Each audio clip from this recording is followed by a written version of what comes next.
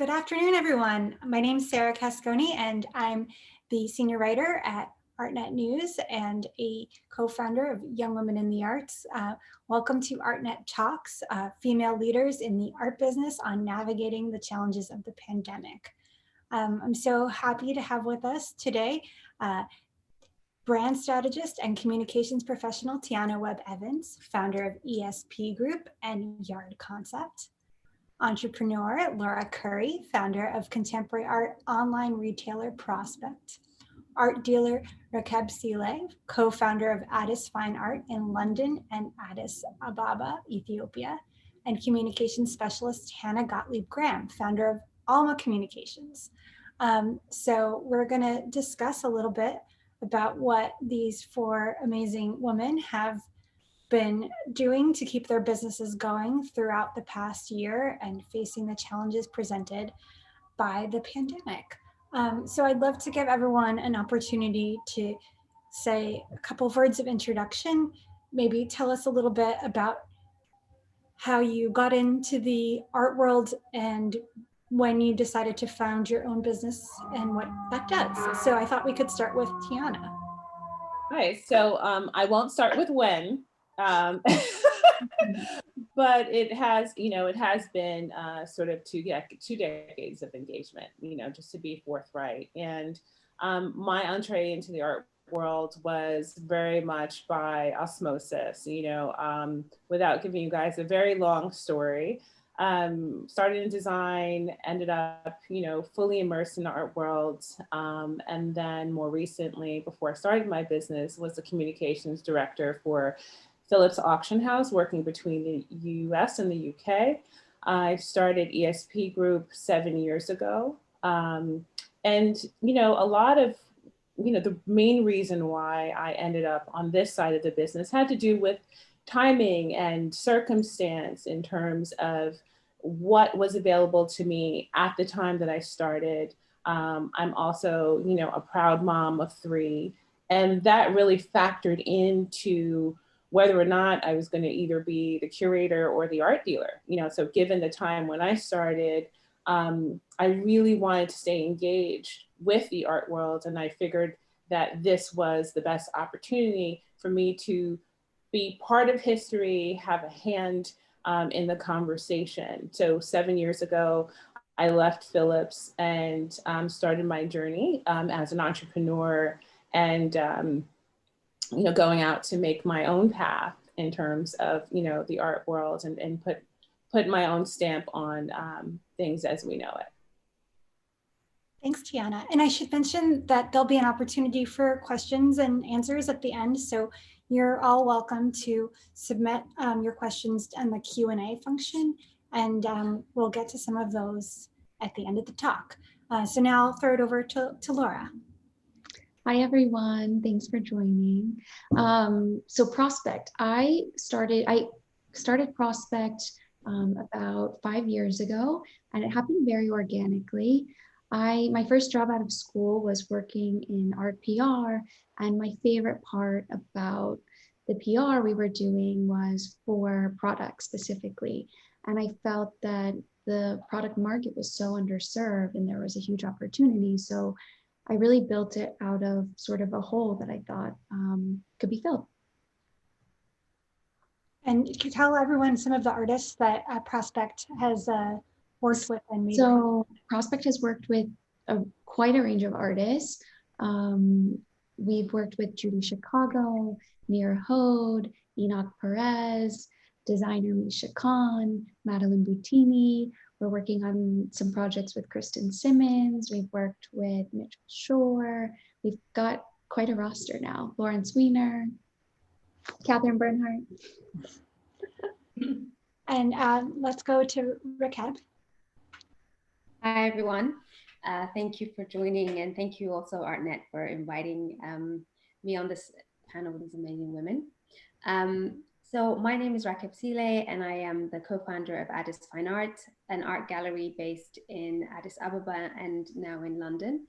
I actually started kind of from an unorthodox place. I actually was in business in the corporate world for most of my career. And I got into the art world as a collector, actually, collecting Ethiopian art specifically, just because that's where I'm from, and kind of I started this journey more as a collector and as a student. I really wanted to get to know about what I was collecting, and just not finding the avenues to get to understand the art history of that region led me to my co-founder, Masai Halalul, again, to cut a very long story short. And through our friendship and his mentorship of me, we decided that around 7 years ago that we could work together.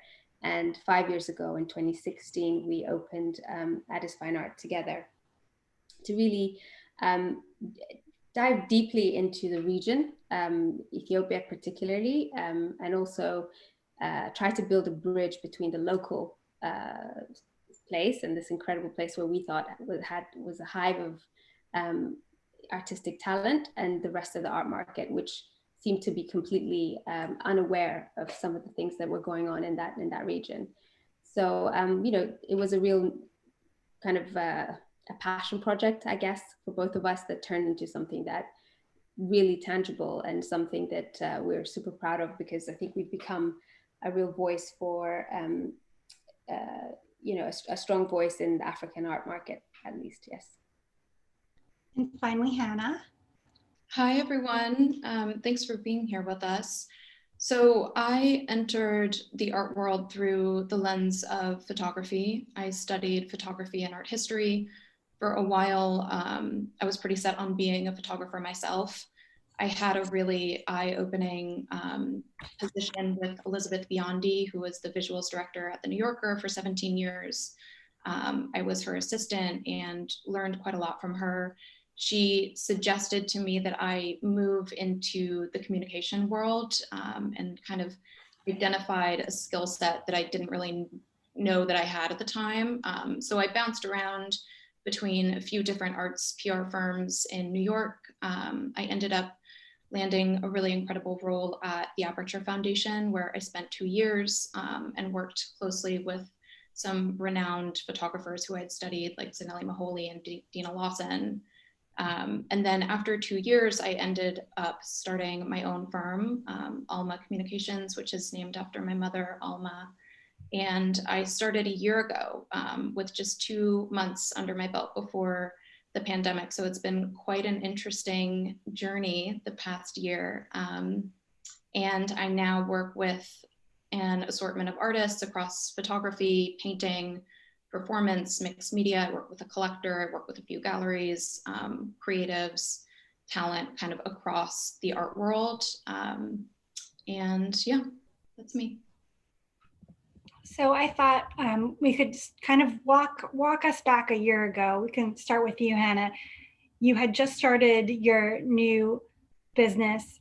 What was kind of on the horizon, and when did you realize how the onset of lockdown was going to be impacting your newly fledged business, and how did you pivot to respond to those changes with everyone working remotely?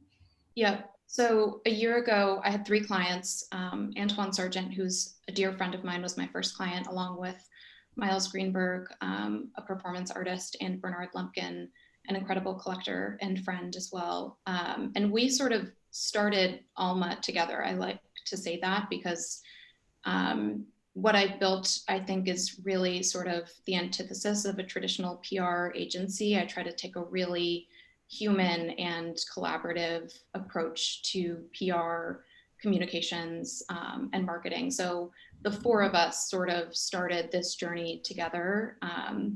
I remember distinctly on March 5th, I held my last event at Neue House during Armory Week, which, gosh, Armory, like, remember going to that fair with like the hand sanitizer, and we were all like doing the weird elbow thing. It feels like deeply surreal now, but I threw an event for Bernard's book at Neue House, and you know, during that week, I feel like we were all glued to the TV and to our phones, and just news was sort of swirling around us every day, and things were changing so rapidly.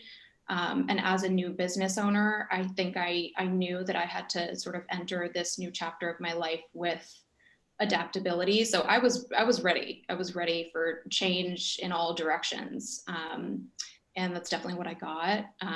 But I'm really sort of happy to say that everybody I started working with, I've stuck with a year later, and our relationships have grown, and my clients have pivoted in really unique ways artistically, and I've sort of just taken a chapter from their own books and seen, you know, how they've adapted and what they've come up with and how I can amplify their voices alongside them. I have a nonprofit client called Worthless Studios based in New York, and they put on two incredible projects that sort of directly responded to the pandemic and events going on. We had a public art project giving out hundreds of rolls of free film to folks documenting the protests globally in the summer. So that's a project that I'm really, really proud to have worked on, and I sort of devoted my summer to. So that's, you know, an example of a way that a client I worked with sort of made lemonade out of lemons, and I worked alongside them. And I think in different ways, each person who I work with has done that in their own practice. And it's just been a real tale of creativity and leaning on each other and supporting each other. And Laura, I know that you have had a lot of changes in the way that Prospect does business. Can you talk a little bit about how the onset of the pandemic changed things for you? Sure, absolutely. Well, given the speed that everything was unraveling, changing, we really didn't have a lot of time to think. We knew business was going to be affected, but some of our partners were hotels and museums that completely shut down. So we were, you know, selling wholesale, creating custom products for these hotels and museums that were shutting down. A lot of those projects were, you know, completely, you know, put on hold. And so we really used the opportunity to lean into our direct to consumer business. So, you know, a lot of people were spending time at home and wanted, you know, products to be surrounded by at home. But furthermore, we worked with, you know, Nearha to create a soap that, you know, benefited SERF, Central Emergency Relief Fund. And one of our other big projects that we did throughout was for the Coalition for the Homeless. So every year, the Coalition for the Homeless hosts an event called Art Walk. They raise a ton of money. And this year they turned to product. Since they couldn't have the event, they turned to product, and we worked on 50 different artist plate editions. And we, you know, were able to produce this series, benefit the coalition, and give back. So we really, again, we didn't have a lot of time to think, but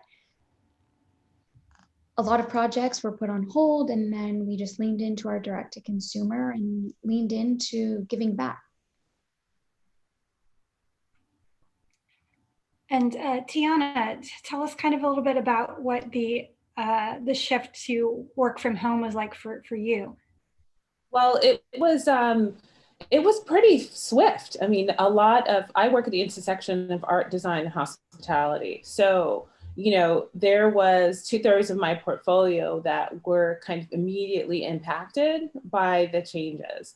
And in the art world, mainly I'm known for my work within art fairs in terms of sort of revitalizing, you know, sort of I go in, I sort of fix and you know, sort of help reimagine, you know, events and opportunity, you know, events that have maybe stalled and need a refresh, et cetera. So with those opportunities had changed rather immediately, you know. So I was going into the Armory Show, the last hurrah, you know, and then literally 2 weeks later, a large client of mine had a big acquisition that, you know, sort of changed, the entire team changed, and it was immediate, it was shock. You know, it was like, okay, sort of what are we going to do? How are we going to reassess? I mean, things were changing daily. So that unknown was definitely tumultuous, But then there was this calm where once sort of the dust had settled, there was a really wonderful opportunity to reassess. And that had happened not just with myself, but with clients.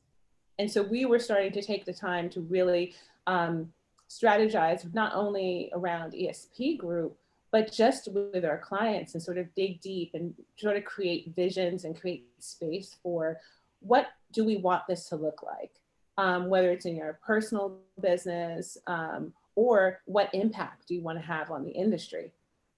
So for the month of like April, it was the first time in many years, felt like 2 decades, where I had an opportunity to think, you know, once I was able to reassess, how do we keep going? How do I maintain a team? What does that look like? What services do we want to provide? What do we do best? You know, because they say the body recharges itself every 7 years. Well, so businesses should do that reassessment as well, right? So I said, okay, what we really love doing is that brand development, that strategy. There is a PR function that we have, and there are publications we really love working with. There's stories we like to tell, but there's this other element that had, you know, has to do, I spend a lot of time on the phone with everyone from, you know, museum board members to curators to artists to business owners and entrepreneurs.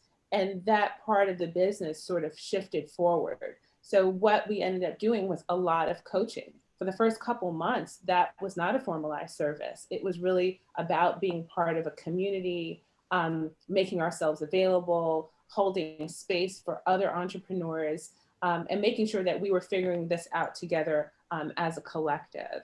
And then coming out into August, we were really able to kind of refine all of our learnings and really sort of reframe our practice, making sure that people knew that we were a consultancy, and we were able to kind of scale to the moment and create segments within our practice beyond the traditional retainer, so that we could accommodate more opportunities and more types of clients. So it was a really wonderful time for reflection and refinement. And once you got past the sheer terror that was happening in March, we were really able to kind of take stock of the future and look forward. Yeah, I do want to ask about the question that how terrifying was it? But I want to give Rakeb a chance to tell us a little bit about her experience. I know you have a gallery that is in 2 different continents, and when you're suddenly grounded, what was that like? Yeah, I mean, I would concur with a lot of what everybody has said on the panel, that March was a very interesting month, because I was also at the Armory show, and it was our second time there. And I distinctly remember the first day at the Armory show was so well attended, and we sold out our booth, and we were just so elated. And I thought, okay, we're gonna switch up our booth, and we're gonna do the same again tomorrow. And then I think the next day, it was like tumbleweed. I think it was so, nobody really came after the first day at the Armory, and it was the first time that I saw, walking around in an art fair, where gallerists really look terrified. So, you know, you knew something major was happening. And it was, you know, a few days after, when I came back to London, that I realized actually things are really going to change. And I remember, I'm a mother of 2. I have two very young children.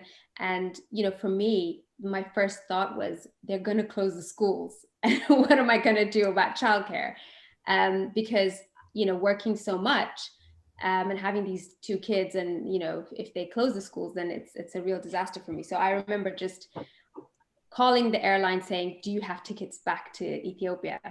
And packing up that afternoon, picking up my son, and then just heading out there. And I'm glad I did, because a few days later, I think a week later, Ethiopia shut down its borders. So it really felt monumental. And for a few weeks, I think probably I was a bit numb, like I think everyone else. And having a team here in London and having a team in Addis, I think my first instinct was just to make sure that everybody was okay, and that you know, because our business is such a, it's so dependent on relationships, not just with my staff and my team, but also our clients. They're all one-to-one relationships. It's not like any other retail business where you don't necessarily know your customers. We do know all of our customers. So I think in the first couple of weeks, I just had to take it in myself in shock, but we did make a concerted effort just to try, Masai and I, my co-founder, Masai, just to make sure that our team were fine to begin with. And then we did start doing one-to-one calls with our regular customers, making sure they're okay. And we have a lot of people in New York, and I think that's where kind of the epicenter was, and then, like, you know, London. Whereas in Addis, actually, things were really calm because things hadn't, you know, there weren't any cases yet, and they were very strict about shutting down the borders. And yes, we couldn't move around, and it was really, really restrictive, but it felt less kind of overwhelming being there. So I got about 6 months being in Ethiopia with Masai. And I mean, the first couple of months, as I said, we were just trying to make sure everybody was okay. But then we quickly thought, well, this is the first time in 5 years that we've had just time to think, as Tiana was saying, year on year from January 2016, year on year, we were growing, we were literally doubling in size, and we were just running around just to catch up with that demand. And this was the first time that we literally had time to sit down with a piece of paper again. What's working, what's not working, how can we do things better?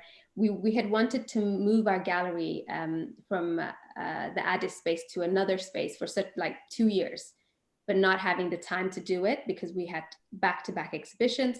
We managed to do that during the first lockdown. So it really gave us the time to actually grow, the time to really think about how we want to grow, and also to ensure that the right team was in place, and we made time to really get to know our client base as well. So all in all, I think if I look back, I would say that this year has given us an opportunity to really kind of take stock of what we had done, but kind of forge a different direction for the future. It's really interesting. And I wonder, you talked a little bit about having time to kind of pause was a good thing. Was there any other like flexibility that the shutdown gave you that was good in terms of being able to maybe have more communication with people located in other parts of the world now that everyone was kind of at home? And did it make communication better for you at all? For us, I mean, one thing I have to say is that we were already online. Our digital strategy was always super important to us because our first space was in Ethiopia, which is in a way really far removed from the main art world. So we've always had kind of, I would say, best in class website. We had a lot of social media from the beginning, even before we had physical exhibitions. And it really helped this time. You know, what the difference this time was that actually clients from anywhere in the world were now at home and online. And therefore, you know, all of our preparation that we had and all of our kind of strategies online started to gain traction because people were now there to interact with us. So I think that's that's the big difference. And we now have, you know, I would say that more than 30% of our sales are now online, and people who new clients we used to get mainly from the art fair circuit, but now online is becoming a real contender to that. So yes, it's really broadened our horizons from a global perspective. I consider ourselves a real global brand now. We sell to literally all corners of the world. And even if we didn't have the London space, I mean, the idea about the London space is so that we were closer to the you know, an art center, so that people can physically see us, physically be around us, and drop in and say hello and see artworks physically. Seeing as people do circulate London more than they would Ethiopia. but this year has proved that actually, even if we were not here, potentially we could have continued to grow because of the online. People are online and they're willing to learn about us and interact with us and buy from us now. That's great. And so I wanted to kind of go back. Was there any point during the past year that was a real make or break moment, anything that was really like a scary thing that your business faced? Maybe Laura, could you speak to that? Yeah, I can definitely answer that because there was a scary moment. And I think for us, it was the point at the very beginning when all of our projects for our custom projects and our wholesale accounts completely paused, and before our direct-to-consumer stuff started to pick up. So that interim time when the first few weeks or the first month, March really, and it wasn't probably until April or end of April that we really started to see some more traction in our direct-to-consumer business. But at that time, it was very concerning. You know, we'd created projections for the year. Okay, are any of these projections relevant? We basically think we have to wipe everything back to zero, except for maybe the direct-to-consumer.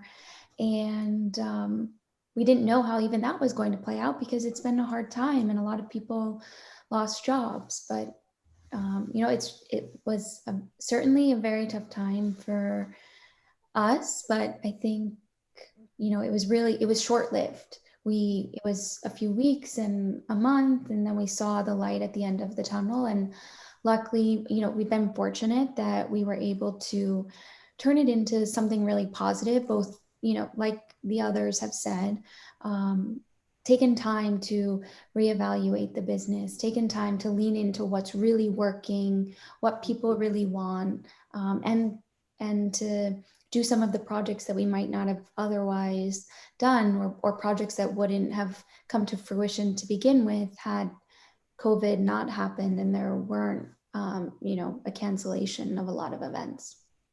And did the delays in manufacturing or the production line impact your ability to deliver products? Certainly. So for that reason, we really did try to, again, lean into some of the inventory that we had. We thought it's a good opportunity if people are looking to buy product.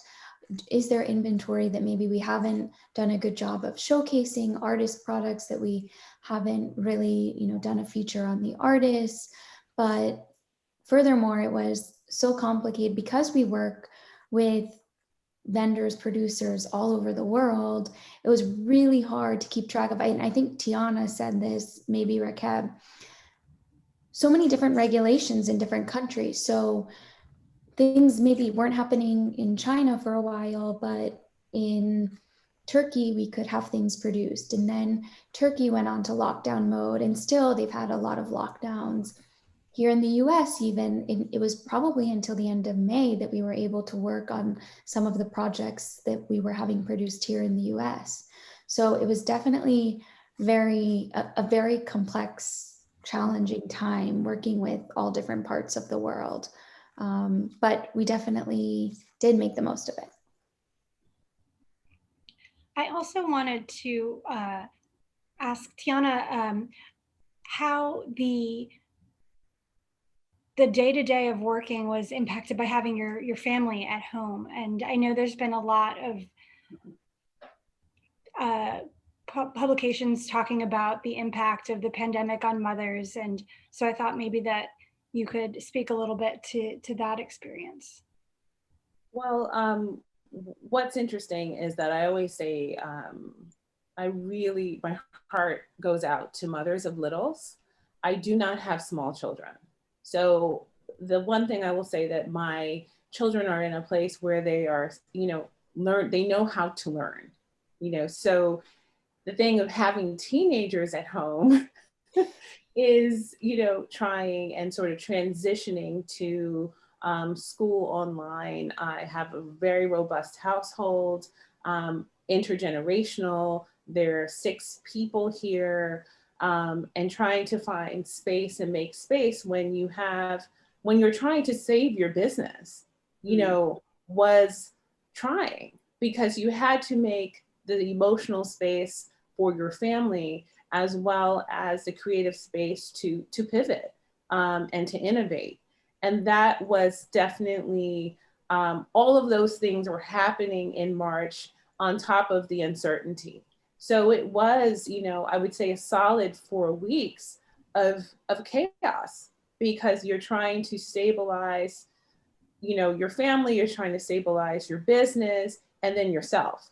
So, and then as a business owner, you're responsible for others. You know, there are other people that you are thinking about and you're taking care of. And I think for me particularly, there's a cyclical nature to my business. A lot of the new business takes, you know, 2 to 4 months to cultivate. And I was in between 2 contracts being signed that didn't materialize. And then a client was bought by another entity, which there were tons of shifts happening at that time. And you're managing that as an entrepreneur and a business owner emotionally, while trying to maintain the emotional stability of your household. So that is part of it. I think, you know, for a lot of people, business ownership, especially when you're at a certain point in your life, is more complex in that you're not solely responsible for yourself. You're responsible for a multitude of people, including your employees. So, you know, that required, I know this is a business conversation, but that required a lot of, you know, all of the tools, all of the coping mechanisms had to come out of the toolbox to create and make space. So you're making systems, new systems for your business, but you're also making new systems for your life.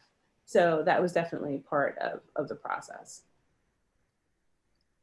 Yeah, as female business owners, I'm sure that you're all very concerned about the studies that have shown that gender equity in the workplace is being negatively impacted by the pandemic, and that the larger share of people who've lost their jobs have been women. Hannah, do you have any thoughts on how we can all bounce back from this and kind of make up for the losses in terms of gender equity in the workplace?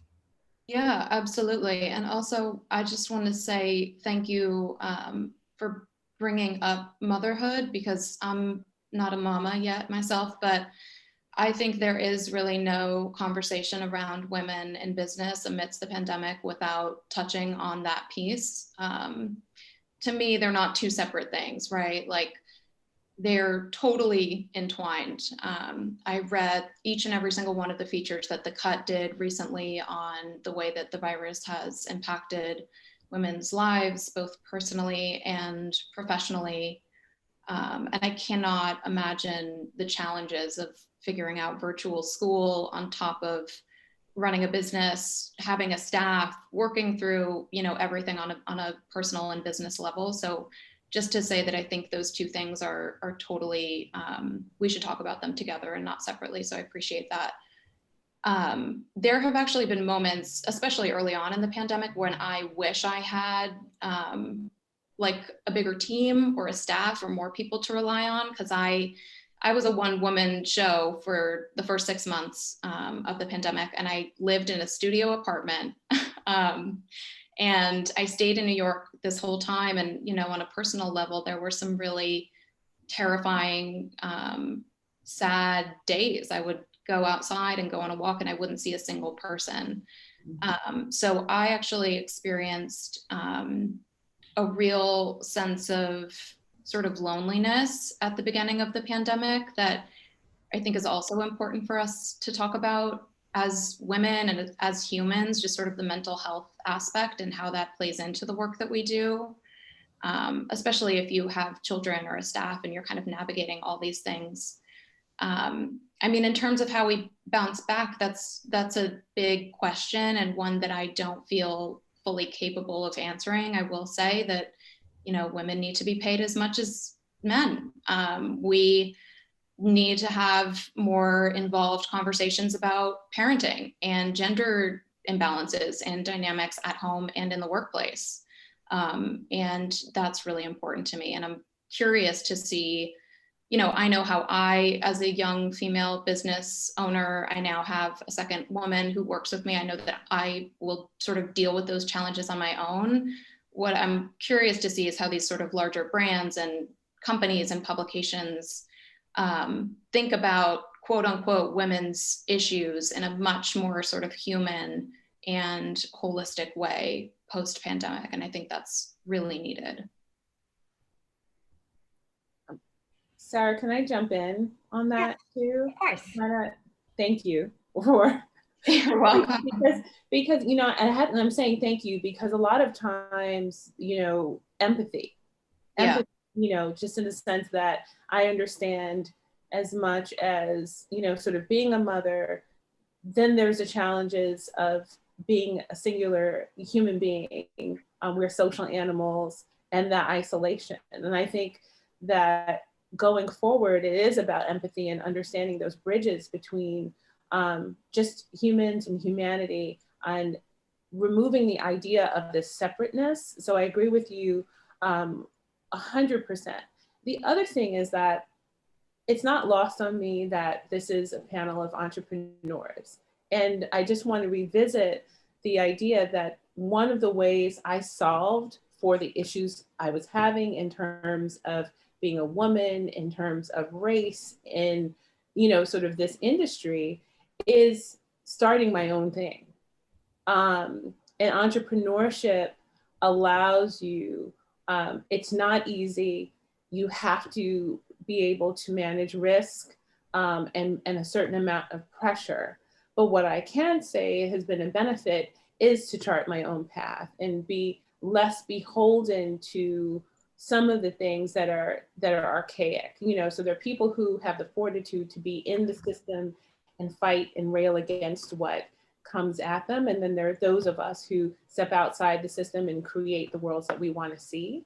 And I think, you know, some of that's not the full antidote, but what I do encourage is more women, you know, more businesses, no more gallery owners, because the more that we have at our hands and that sort of power dynamic shifts a bit, and the more control we have about, you know, innovation in the workplace and that integration of life and business. I would absolutely concur, actually, Tiana, because for me, I have small children. I have a 3-year-old and a 6-year-old, and I always say that I have 3 kids because my business, kind of my foray into entrepreneurship, and my motherhood journey kind of started at the same time.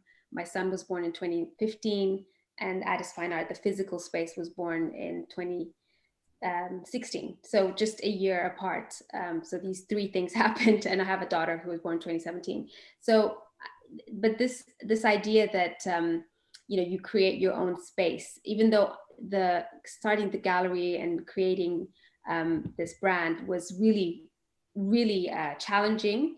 It also gave me, I was in control of my time. So as a new mother, I was able to create the time required when it was convenient for me. So that is absolutely true, Tiana. And actually part of the reason why I threw myself into setting up Addis Fine Art at that year, because Masai and I had been working together for 2 years prior, is because as a management consultant, I was working freelance. I got pregnant, my contract finished, and as a 5-month-old pregnant woman, I couldn't get another contract, and it was the first time in my career that I was not able to land the next contract within a few days or a few weeks. So, and it's not to say that I experienced direct discrimination, but there was an element of that, and it felt like, okay, well, I can take this and be angry about it, or I can take this and put it into something that I actually love, and potentially that could be something created that is also good for my life, as my new life as a mother and as a family, you know, a person that's about to start a family. I mean, I have to say that seemed like the right thing to do, but it was the most difficult thing. The first 3 years of my, the first 3 years of AFA and me being a new mom were really the most difficult years of my life. But I think that a lot of times, especially when we're in the West, I think that people feel like they have to do it on their own. You know, women are told, well, you know, if you want it all, you need to do it all by yourself. And actually that is so not true. And it's also impossible, actually. So pulling in your friends, pulling in your family members, sisters, mother, like I literally called on the entire village, if you like, to help me kind of navigate through this time when it was really seriously busy. And there were times when I felt I was so exhausted that I thought I could just pass out anytime. So I think this kind of myth that women have to do it on their own to get to where they need to get to, I think that really needs to kind of break down. And as I was saying to you, when the pandemic hit, the first thing I did was pack my bags and go straight back to Africa, because there I do have an intergenerational household, as Tiana was talking about. My aunties and whoever, the whole village will come if I call them. So I really felt this visceral feeling of I need support, and I'm just going to go where I feel like I'm going to get it. And I think I know not everybody can pack their bags and go somewhere else, but I think calling on the people that you trust and you that you know can help you, even if it's for a day, for an hour, for a phone call, whatever it is so important. And for women, I just feel like you have to get rid of this myth that you have to do it by yourself. It's not true. You have to pull in everybody you can possibly pull in. So that would be an advice I would give. I have no idea how you started a business and raised your children, gave birth at the same time. It's hard enough just starting a business. Yeah. It's wild. I mean, it's not recommended, I have to say. Like, on hindsight, I wouldn't necessarily do what I did, and I think, but it was just sometimes things coalesce, and you do just go with what's happening in your life at the time. But if I had to do it over again, I probably wouldn't put myself through it. No. Well, I think to your point too, it is really important to ask for help. I think help or support in any form. I, for whatever reason, always had a hard time doing it. I knew I needed it. I knew I wanted it. I knew I could use it, but actually doing it just never felt right until I started doing it. And this is support, whether it's family support or professional support. But it's really important to have a sounding board, to talk to people who have had similar experiences or different experiences for that matter. And it's, I don't know, for me, it was really impactful to have the support, the artists that I work with, the retailers that I work with, the museums that we work with, galleries that we work with, lean on each other, support each other. Yeah, I completely agree. I have to say, it's been a real challenge for me to ask for help and support. And this past year has been a big sort of learning experience in doing that. And especially because I really set something up to support others, right? And like work with my friends and elevate their stories and their voices. And so often I think I put myself totally last, like way at the end of my list. And we shouldn't do that to ourselves. You know, we should train ourselves to ask for help and definitely put ourselves first and sort of advocate for our own voices just as much as we do for others. And I think I've sort of learned that out of necessity this past year, but I'm glad I have, because I'm not going to go back to kind of being Little Miss, do everything yourself. It's not fun. I don't sleep. Also, 10 out of 10 would not recommend. So yeah, I fully agree. Ask for help and support, especially when you know you have it, you know, like when you know you have a family to lean on, when you know you have friendships and professional relationships and people you can talk to, and you choose not to ask for it. That's also, I think, like, be conscious of the privilege you have in that support and in your community, and be willing to go there with those people on your own behalf. Yeah, and I just wanted to jump in terms of community. Sorry, Sarah. I have to say that in this process, Hannah and I, cut from the same cloth. When you're in service to others, that is part of your personality, and that's why so we're good at what we do. It's because you are really thinking about other people most of the time. I could say that I would not be standing without Helen Toomer and Laura Appleton and Mulaney Barnett. Like when you think about 3 women who are leaders within a space, but they're also dear friends of mine. And it was like, this like super crew who called and reached out and said, "Are you okay?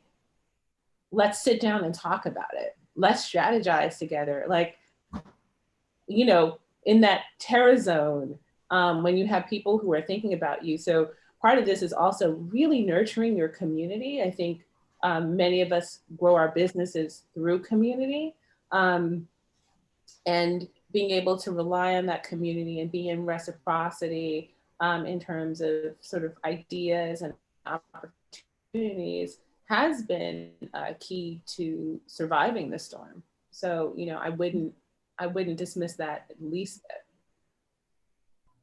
So I think we have a couple of questions, one of which is about leveling the playing field between men and women in the workforce, which I think we've kind of covered. So I'd like to, the next question is, I'd like to know what each of these women are doing in the next year to hire more women. So maybe we can start with Rakeb. Yeah, sure.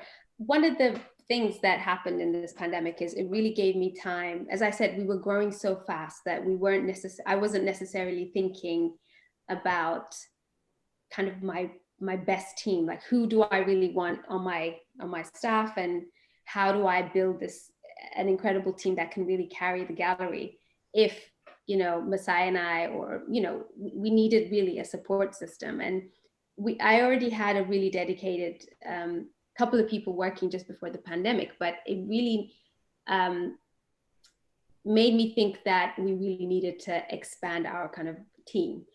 And the one thing that I'm really proud of kind of coming out of the pandemic and where we are today is that we have a really solid kind of young, a team that's full of young people who are really motivated, but are also super, that have an idea of exactly what they're doing in the roles, because as when you're an entrepreneur, you're used to doing everything, from the accounting to whatever, artist liaison, everything, because you have to when you're starting something. But as you get to a certain level and as you're growing, you have to make processes work so that people are feeling like they know what they're doing and things are running smoothly. And I know that the question wasn't quite, I'm not answering the question. I mean, we in the art, I feel like there are a lot more women anyway. So I always feel like it's, we hire more women than men.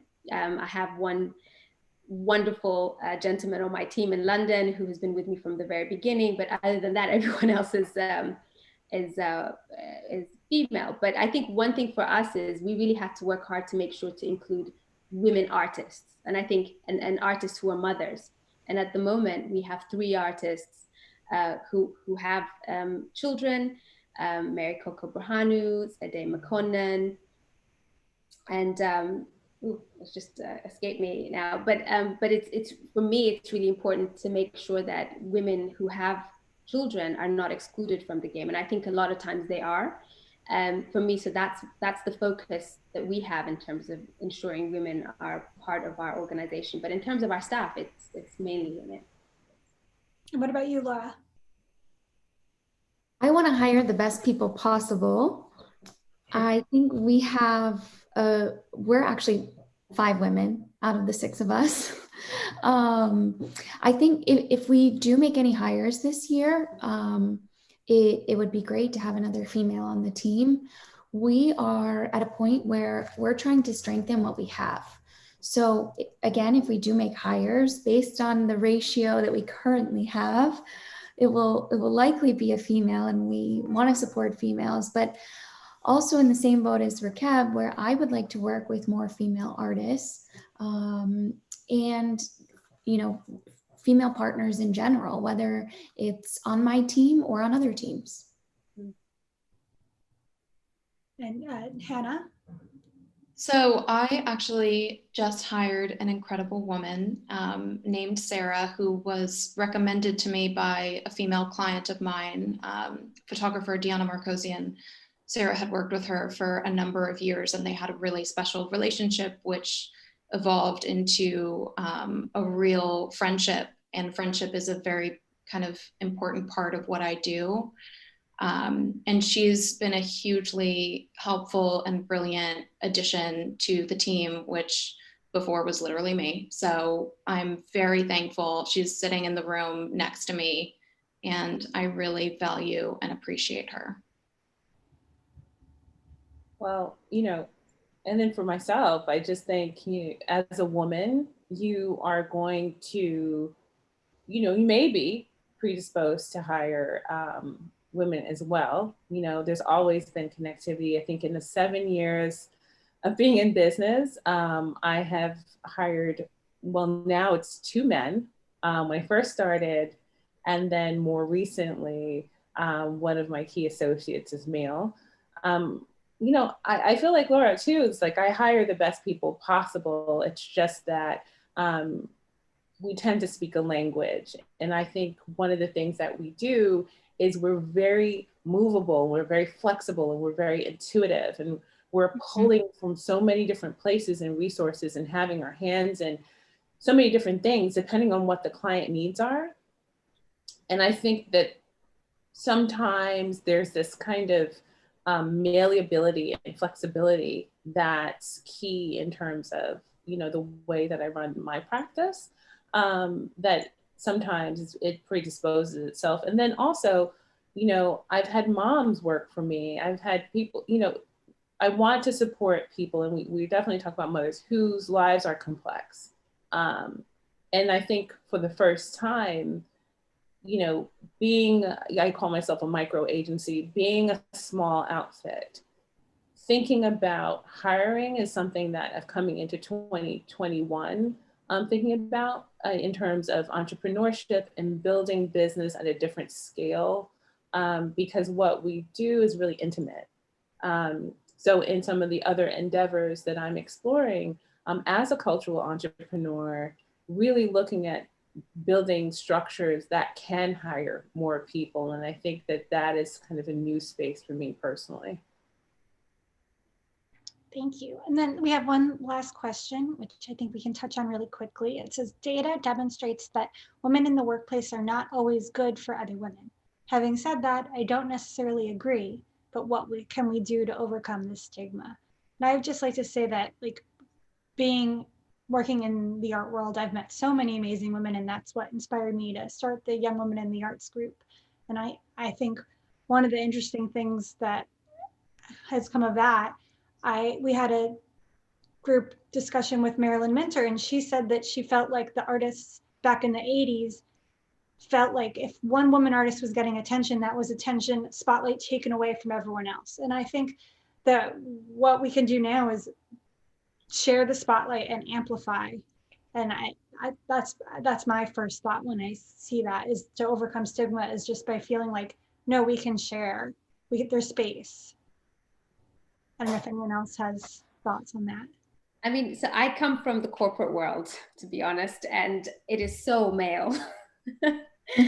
And, I met very few people, very few women that I could follow or be mentored by. And yes, it was, because it's such a hegemony, it's such a male dominated area that, it does feel like women can compete. But coming into the art world has been an absolute breath of fresh air, because most of the women I meet, artists and practitioners, are really amazing women.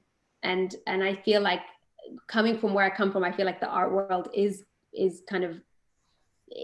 place where women do support each other and do work together really, really well. And so for me, it's been a really beautiful experience to be in this industry, because I work with more women. I have an opportunity to support and be supported by women in this industry, very much unlike when I was in corporate UK. where very few people were of my race or of my gender in any room that I was in. So it's, for me, I probably have a different view on that, since I have those two comparisons. I would just say we need to support others. We need to support other women. I think that's the best thing that we can do, the same way that we've been surrounded by women who have supported us. It's our responsibility, and hopefully that just gets passed through the grapevine. And I think there's opportunity for also, when you think about women, intergenerational communication. You know, I wouldn't be sitting here without the encouragement of, you know, mentors who are mentoring not just me, but a whole cadre of women. And I think it's part of an art world tradition to mentor.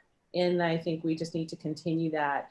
And also being in a mindset of, you know, abundance, like being happy to see each other, happy that we're in the room, knowing that we can be together and work together and collaborate. I mean, it's one of the strange things that we can copy from the men in the business. I mean, they are highly collaborative in terms of business. I think we're very much collaborative in terms of relationship building and friendship. But I think that we can do more work to collaborate when it comes to the hard lines of business. And I think that that's something I'm looking forward to. Yeah, so I'll say I agree with all of the above. And I'll say I was raised by a mother who's taught women's history for many years and sort of raised me to live my life through the lens of intersectional feminism. And I think the feminist movement has evolved quite a lot year after year, especially since the years that my mother was teaching. And I'm glad that we're in a new era around what women's history and supporting other women means. Personally, I'm glad that we're kind of moved past the years of the wing and the pink pussy hats and like the vaginal imagery that's really non-inclusive of trans communities. I think there's a whole new dialogue around what it means to identify as a woman and support women in life now. And that's really important to me. And I don't know if the reverse is helpful to talk about, you know, women not working together well. I don't necessarily think that conversation moves the needle in the right direction in this kind of new era that I think that we're entering into. So those are my thoughts. And I think that it's an exciting time to kind of redefine what womanhood means and can be. Well, I just wanted to thank everyone for joining us tonight, and happy International Women's Day. And thank you from Artnet and Young Women in the Arts, and have a great evening, everyone.